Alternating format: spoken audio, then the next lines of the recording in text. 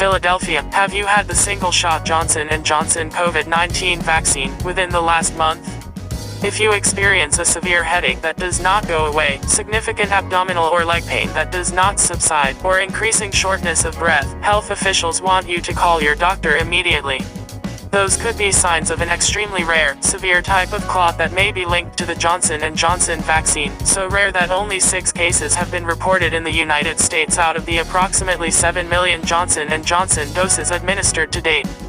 However, if you received the J&J vaccine more than a month ago, the risk is very low, said Dr. Ann Schuckett, Principal Deputy Director of the U.S. Centers for Disease Control and Prevention, during a virtual briefing on Tuesday.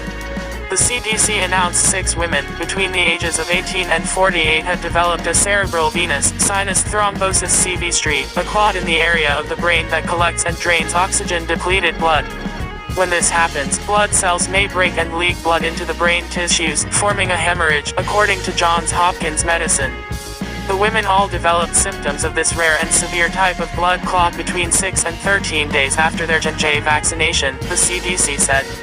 One of the women died 12 days after receiving the vaccine and entering the hospital with dry heaving, sudden worsening of headache and left-sided weakness, according to a record in the U.S. Department of Health's Vaccine Adverse Event Reporting System. Another woman is in critical condition.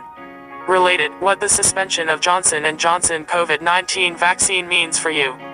The cases prompted the CDC and the U.S. Food and Drug Administration to recommend that administration of the J&J COVID-19 vaccine be paused to allow for further investigation.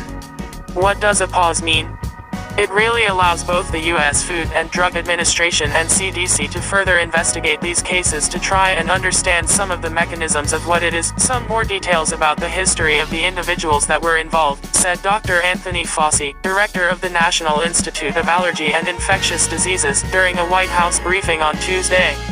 In response, Johnson & Johnson decided to pause vaccinations in all of its clinical trials while the company updates guidance for investigators and participants, according to a news release posted Tuesday afternoon.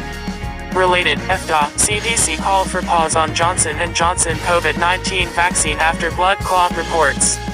The CDC's Advisory Committee on Immunization Practices will meet Wednesday and share its subsequent analysis with the FDA for action, the agency said. What does this mean if I've had the J&J vaccine?